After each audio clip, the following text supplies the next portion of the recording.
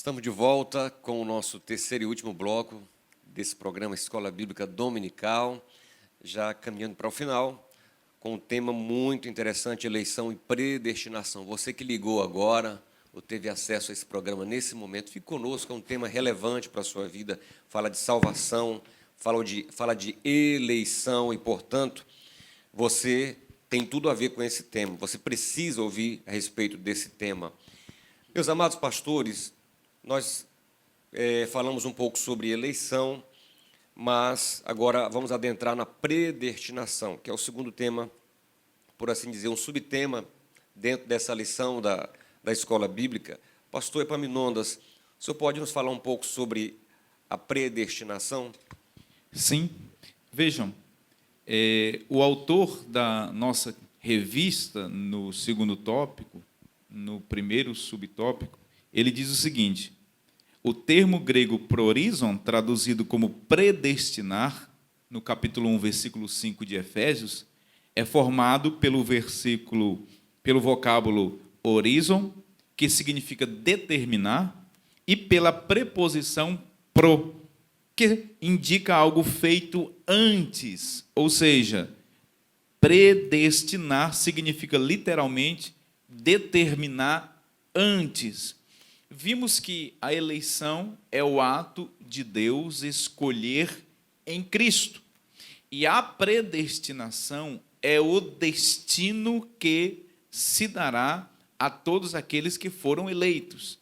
Enquanto a eleição é o ato de Deus escolher em Cristo, a predestinação é o destino dos eleitos. E esse destino dos eleitos, ele se deu na eternidade. Deus, ele predestinou também em Cristo, na eternidade, o que acontecerá com o povo escolhido de Deus. O senhor estava falando, eu me lembrei de Israel, porque o autor da revista ele fala sobre a eleição de Israel. Então, nós percebemos, Deus elegeu para si um povo da descendência de Abraão, mas também Deus traçou o destino desse povo, que era chegar à terra prometida. Mas o que Deus esperava, que eles fossem fiéis, obedientes, observando os seus mandamentos, o que não aconteceu. Muitos caíram no deserto por causa da desobediência. Assim também se aplica à igreja do Senhor. Muito bem, pastor Amarildo. E ainda dentro disto que o senhor está colocando, pastor Marcos, a palavra predestinação, aqui no original grego que nós lemos, ela ocorre cerca de 6 vezes no Novo Testamento. E todas as vezes que os escritores sagrados a utilizaram, pastor Amarildo, sempre a utilizaram em relação à salvação. A predestinação, portanto, ela nunca é aplicada à condenação. E aqui no livro do nosso comentarista, eu quero ler uma frase que está escrita aqui. A predestinação não se trata, pastor Marcos, de uma dádiva concedida arbitrariamente para alguns e negada para outros. A salvação é uma bênção disponível a todos que cumprirem as condições ou a condição de crer em Cristo. Portanto, a predestinação, de modo algum, ela é arbitrária, no sentido de que Deus elegeu uns para o céu e outros para o inferno.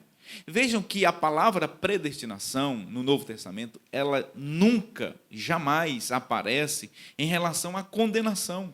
A predestinação é sempre uma bênção, a predestinação é sempre algo relacionado à salvação dos eleitos. Vejam que Deus está sempre destinando aqueles que creem em Cristo para a salvação, para estarem em Cristo e eternamente viverem com Ele. Maravilha, pastor. E aqui no subtópico, no tópico 2, no subtópico 2, ele diz assim: filhos por adoção. No versículo 5, ele chega a dizer que nos predestinou para filhos de adoção por Jesus Cristo. Ou seja, trata-se de um instituto da adoção, que para nós já é bem conhecido, mas que na época dos judeus, os judeus não têm essa tradição da adoção.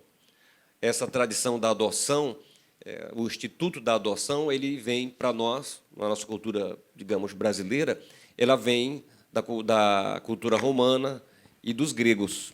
É um instituto que visa, na verdade, um benefício social daquele que fica sem pai e, de alguma forma, precisa ser inserido numa nova família. É um tema, inclusive, muito relevante na atualidade, a adoção. E a nossa legislação, ela fala sobre isso. O Código Civil fala sobre isso, ali a partir do artigo 1630, ele vem falar sobre o poder familiar. Antigamente falava assim, pátrio poder, mas com o novo código, já não é tão novo, mas de 2002, ele vem falar sobre o poder familiar. Então, aquela pessoa ela é inserida numa nova família e ela é tida como filho, como se fosse um filho natural, com todos os direitos. Tem o direito a um novo nome, inclusive, recebe o sobrenome da família, tem direito à herança, enfim, ela tem todos os direitos. Tá? As poucas restrições que ela tem em relação a casamento, alguma coisa entre familiares, mas é algo muito, muito específico. Todavia, é um filho como um outro qualquer, com todos os direitos.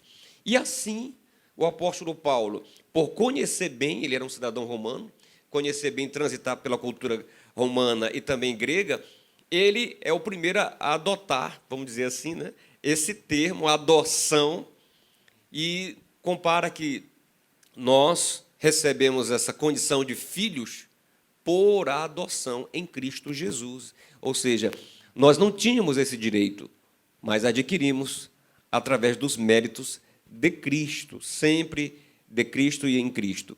Pastor Marildo, dentro dessa dinâmica da adoção, existem também, já que agora aquela pessoa que atendeu ao chamado, se arrependeu dos seus pecados e recebeu a Cristo, ou reconheceu o sacrifício de Cristo como seu Salvador e Senhor, agora como filho adotivo, ele tem uma série de bênçãos e de privilégios também, não é isso? À luz da Bíblia Sagrada? Com certeza. O senhor estava falando aí sobre filhos de adoção, e me veio então à mente que um dos maiores privilégios é sermos chamados filhos de Deus.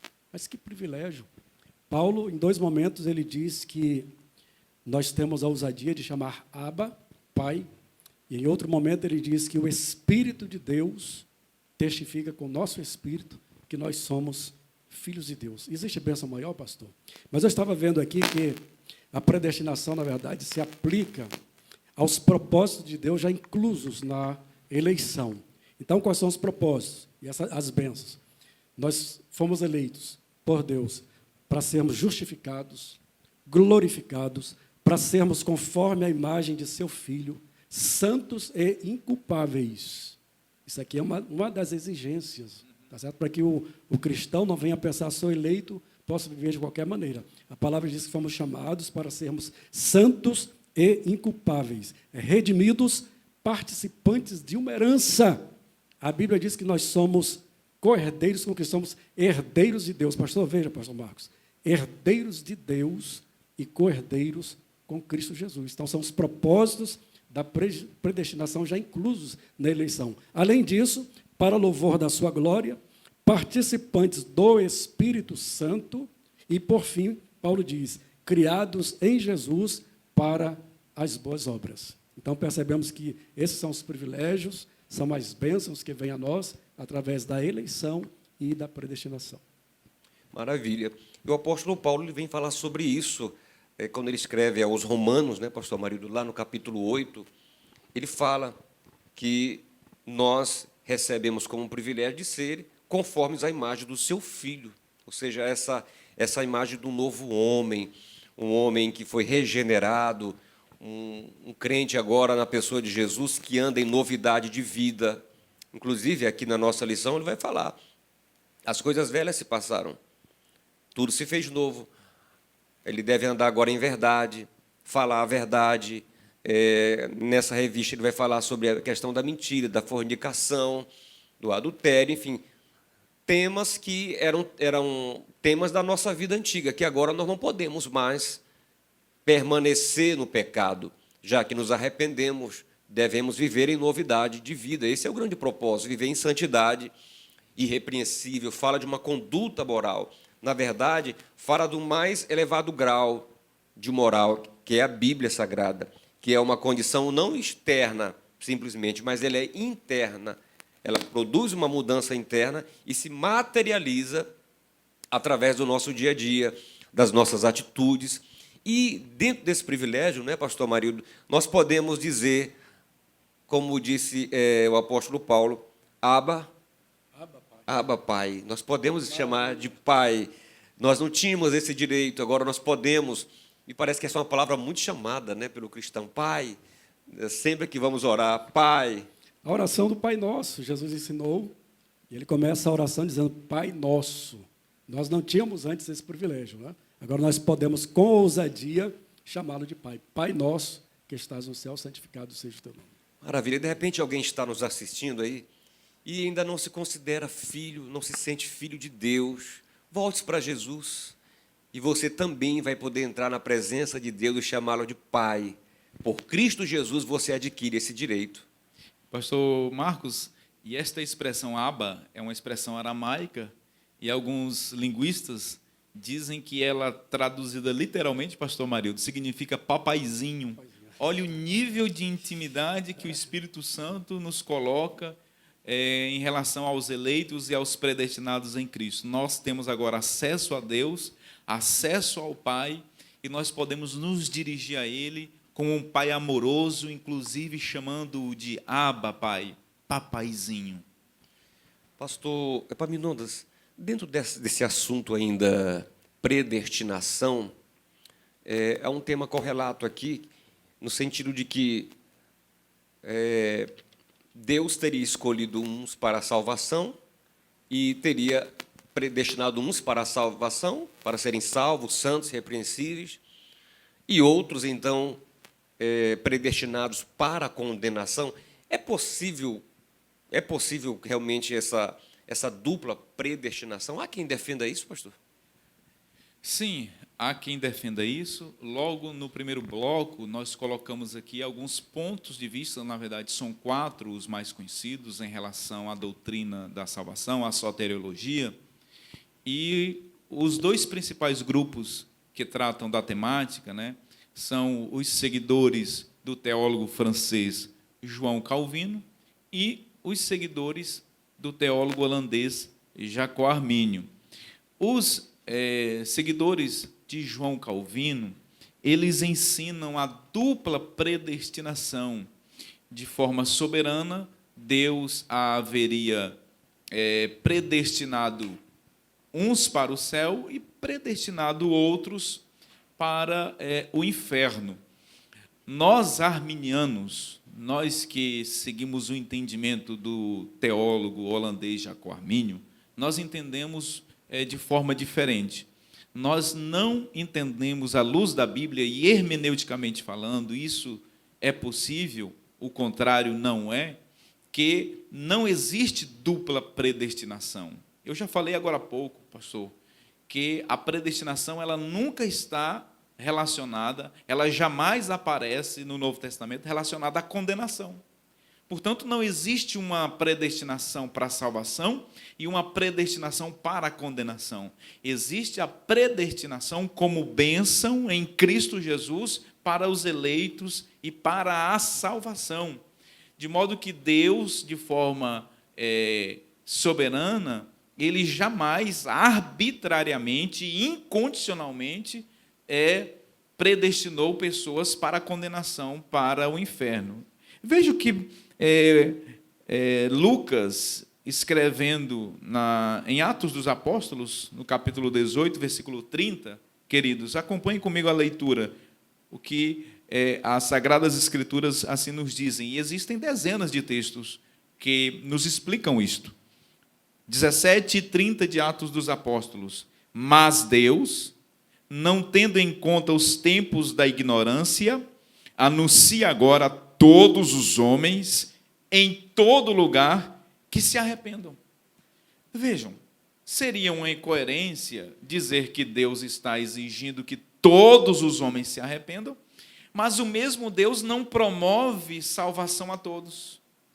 Seria uma incoerência, de fato por parte daqueles que ensinam contrariamente. Assim sendo, queridos, nós entendemos que não existe dupla predestinação, existe apenas a predestinação, porque Deus nos predestinou em Cristo para a salvação. Evidentemente, nós sabemos que existem aqueles que não crerão, não creram e também não crerão, não responderão ao chamado para a salvação. E estes, assim, não eleitos, serão condenados. Mas não porque Deus decretou a condenação, mas não porque na eternidade Deus havia, através dos decretos divinos, decretado que estes seriam condenados. Deus não decretou assim. E aí eu encerro, pastor Marcos, citando aqui o famoso evangelista, o famoso pregador e também teólogo John Wesley.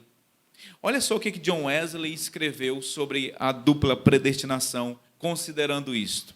A dupla predestinação destrói todos os atributos de Deus de uma só vez. A dupla predestinação, continua John Wesley, ela descreve o mais santo Deus como o pior diabo. Ela, portanto, tem Deus como um falso, o mais cruel e o mais injusto dos deuses. Palavras de John Wesley.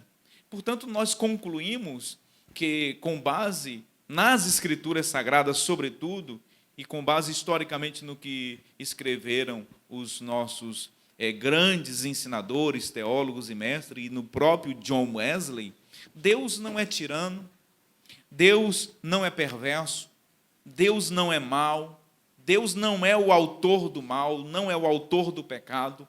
Se eu ensinar a dupla predestinação, eu estarei automaticamente ensinando que Deus é o autor do pecado, uma vez que, se Deus predestinou alguns para a condenação, Deus é o responsável pelos seus pecados. E se Deus é bom, e Ele é essencialmente bom, Deus não pode ser o autor do mal e nem tampouco do pecado. Esta é a grande questão. Deus é bom, queridos. Deus nos predestinou em Cristo para a salvação. Receba-o no seu coração. Creia em Cristo que você está eleito e predestinado para o céu. Agora, aqueles que não creram, aqueles que não responderem ao chamado divino para a salvação, evidentemente nós temos aí a condenação para isso. Mas aqueles que creem em Cristo Jesus, pastor Marcos, estes estão predestinados em Cristo para a vida eterna. Muito bem. E o autor aqui do livro, o pastor Douglas Batista, ele fala um negócio interessante aqui na página 44 do livro. Ele diz: como Deus pode ser considerado um justo juiz se ele condena o réu previamente? Como pode ser considerado benigno se ele julga com parcialidade, permitindo que, pelo mesmo erro, uns sejam absolvidos e outros condenados? Destarte, se existe uma predestinação para a condenação, então de que adianta a pregação se a pessoa já está destinada à condenação? Então vejam que essa interpretação ela é terminantemente contrária à palavra de Deus. Ela não encontra realmente um elo na palavra, porque Deus é bom. Deus é bom. Ora, Deus não sendo bom, ele jamais teria um pensamento desse, de querer decretar que uns fossem salvos e que outros fossem condenados. Então, é muito interessante nós pensarmos nisso, porque, às vezes, as pessoas são envolvidas por esse tipo de doutrina, de entendimento, e não passam a refletir um pouco mais na palavra, né? Esse é o nosso propósito, fazer com que você medite, com que você esmiúce a palavra e busque conhecer, porque há muitos pregadores hoje, famosos, inclusive, estão aí pelas telas, pelas redes sociais, e esses pregadores estão dizendo exatamente isso, que existe essa dupla predestinação. Então, procure conhecer primeiro, antes de você seguir, antes de você andar assistindo, recomendando, porque a nossa declaração de fé, a declaração de fé das Assembleias de Deus, ela diz que o soberano Deus não predestinou incondicionalmente pessoa alguma à condenação eterna, mas sim almeja que todos, arrependendo-se, convertam-se de seus maus caminhos. E aí a nossa declaração de fé toma por base exatamente aquilo que o pastor Epaminondas falou, Atos capítulo 17, versículo 30. Essa é a predestinação genuinamente bíblica, aquela que predestina a salvação, a santidade, a eternidade com o Senhor. Não tem outra predestinação. Agora, é claro, cabe ao homem responder a esse chamado, responder a essa eleição. Não é, pastor? Aí, pastor Marcos, eu quero aproveitar a ocasião, a oportunidade, pastor Marildo, e indicar aos nossos alunos, aos professores de escola bíblica dominical, pastores, ensinadores, pregadores, todos os nossos líderes, irmãs e irmãos, que procurem conhecer um pouco mais daquilo que nós ensinamos, daquilo que a nossa igreja tem como declaração de fé, conforme o pastor Marcos já colocou aqui muito bem. E eu quero indicar a vocês esta excelente obra da Casa Publicadora das Assembleias de Deus, Arminianismo, a Mecânica da Salvação. Aqui nós temos, pastor Marcos, uma exposição histórica, doutrinária e exegética sobre a graça de Deus e a responsabilidade humana. Procure adquirir e conhecer um pouco mais sobre a doutrina da eleição e da predestinação com base no pentecostalismo clássico. Pastor Marildo, agora há também uma correlação muito íntima entre predestinação e o amor de Deus, não é isso? A nossa revista nos fala um pouco sobre isso. Certíssimo, pastor. E já estamos chegando ao final do programa, mas eu quero então que os irmãos possam abrir então, a revista, onde está o segundo tópico do último tópico, que fala sobre predestinação e amor, onde nos mostra o seguinte: a Bíblia mostra que a redenção divina não foi uma medida de emergência. O senhor falou isso no segundo bloco.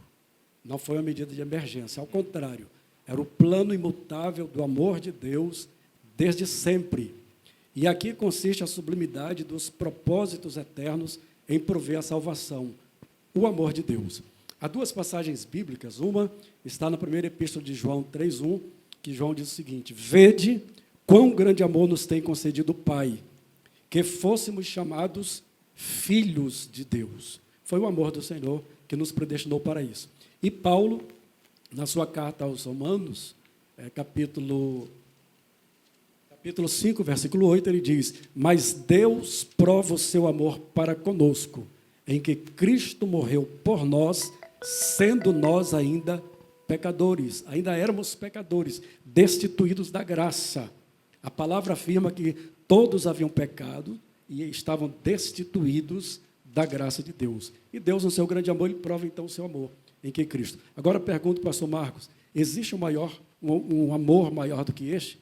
Em que o próprio Deus, através de seu Filho, se faz carne para habitar entre os homens, passar por todos os sofrimentos que ele passou, unicamente por amor?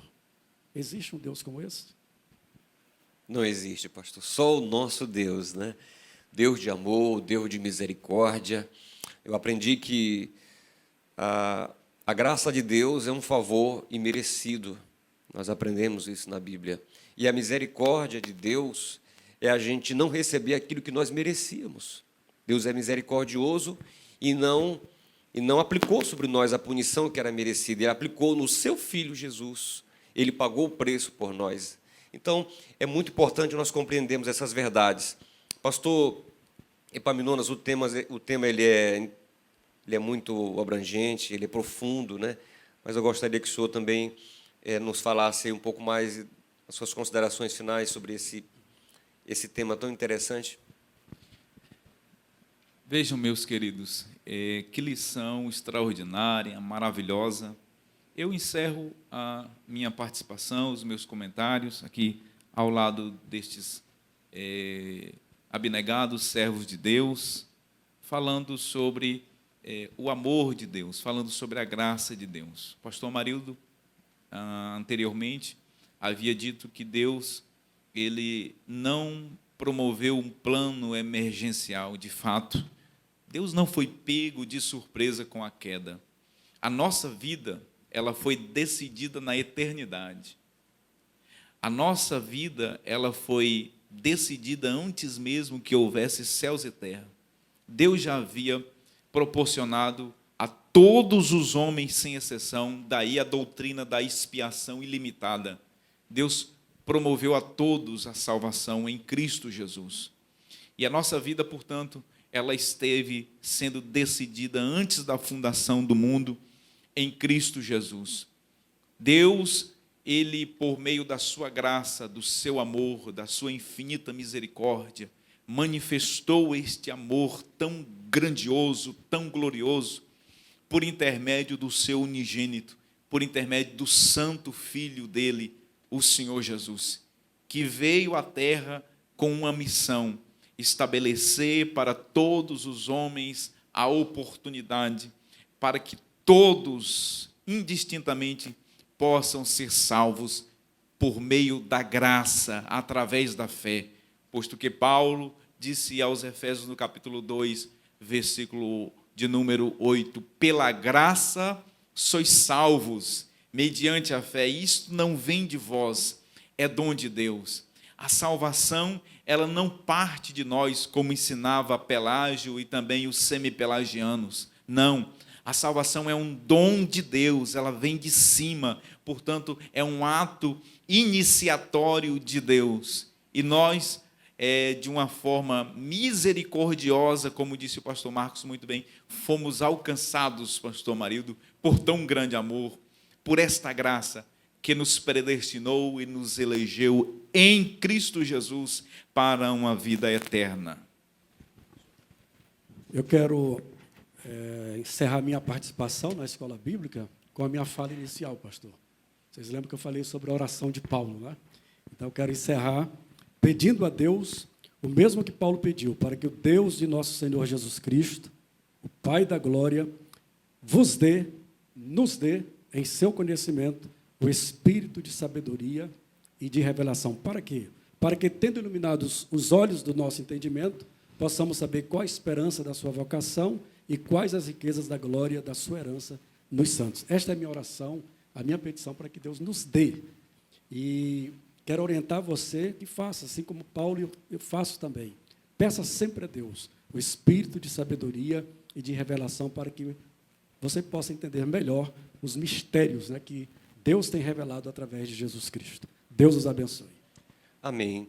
Chegando ao final do nosso programa de hoje, nós queremos também informar quais foram os ganhadores, né, dos prêmios aqui que foram sorteados: o livro, que é o livro base da nossa revista, e a revista Capa Dura. E nós queremos anunciar que os dois galardoados foram o Lucas, né, como já falamos, o Lucas, lá do Templo Porta das Ovelhas, onde está o pastor Carlos Alberto, e a nossa querida irmã Valdenisa, que ganhou a revista Capa Dura. Ela é lá da tribo de Levi, com o pastor Luiz Cavalcante, nosso querido amigo, nosso irmão. Então, um abraço todo especial aos irmãos. Continuem participando da Escola Bíblica Dominical. Nós ainda não estamos com nossos templos abertos, mas este programa ele foi pensado também para alcançar você, que sempre foi um frequentador da Escola Dominical. Então, continue firme nesse propósito, crescendo na graça e no conhecimento do nosso Senhor e Salvador Jesus Cristo. Nós vamos orar agradecendo a Deus. Eu quero pedir ao nosso mestre aqui, pastor Marildo, que nos encerre com oração e, a seguir, você continua com um louvor todo especial com a nossa irmã Nicole. Vamos orar então, queridos. Senhor, em nome de Jesus, mais uma vez te louvo e te agradeço por este momento que tu tem nos dado, Senhor, para comunicar a tua palavra aos nossos irmãos. E peço a ti, ó Pai, em nome de Jesus Cristo, a mesma petição de Paulo, que tu nos conceda em Cristo Jesus o espírito de sabedoria e de revelação, para que possamos compreender toda a tua vontade para conosco, para não sermos levados, Senhor, por qualquer vento de doutrina, mas possamos estar firmes, Senhor, fundamentados em Cristo Jesus, e nada, absolutamente nada, venha nos tirar, Senhor, do propósito de te servir em santidade e justiça todos os dias das nossas vidas. Pai, neste programa, eu quero te agradecer por mais um ano que tu deste ao nosso pastor, presidente, pastor Salles Batista, e te peço, Senhor, que a tua boa mão continue estendida sobre o teu servo. Até aqui tu tens ajudado o teu servo, e creio que tu has de ajudar, Senhor, até ele completar a obra que tu tens colocado em suas mãos. Dá a ele cada dia mais e mais vigor, saúde, sabedoria, disposição para fazer a tua obra. Te peço, Senhor, abençoa o teu povo, abençoa a tua herança, poupa o teu povo, poupa a tua herança. Em nome de Jesus, eu te peço e te agradeço. Amém. Amém. Até o próximo programa, em nome de Jesus.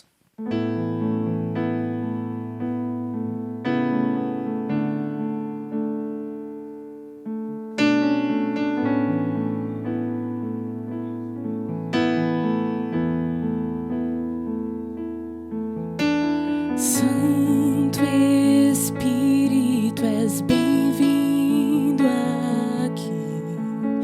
Vem inundar, encher este lugar. É o desejo do meu coração, sermos inundados por tua glória, Senhor.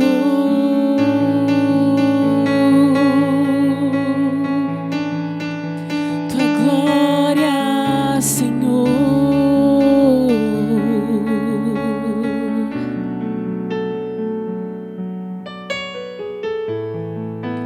Não há nada igual, não há nada melhor a que se comparar, a esperança viva. Tua presença,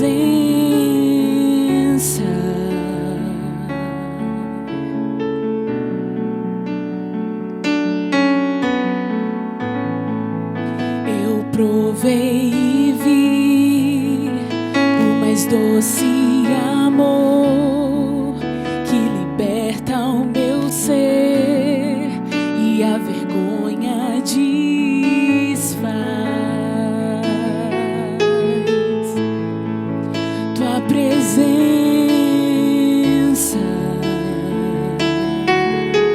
Santo Espírito, és bem-vindo aqui.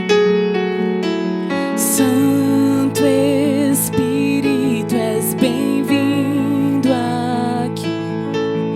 Vem inundar e encher este lugar. É o desejo do meu coração, sermos inundados por tua glória, Senhor. Santo Espírito, és bem-vindo aqui. Vem inundar e encher este lugar. É o desejo do meu coração, sermos inundados por tua glória, Senhor.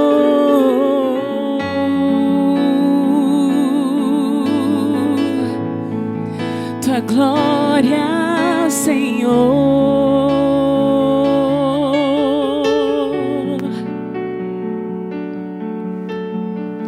Vamos provar o quão real é tua presença. Vamos provar a tua glória e bondade. Vamos provar o quão real é tua presença. Vamos provar a tua glória e bondade.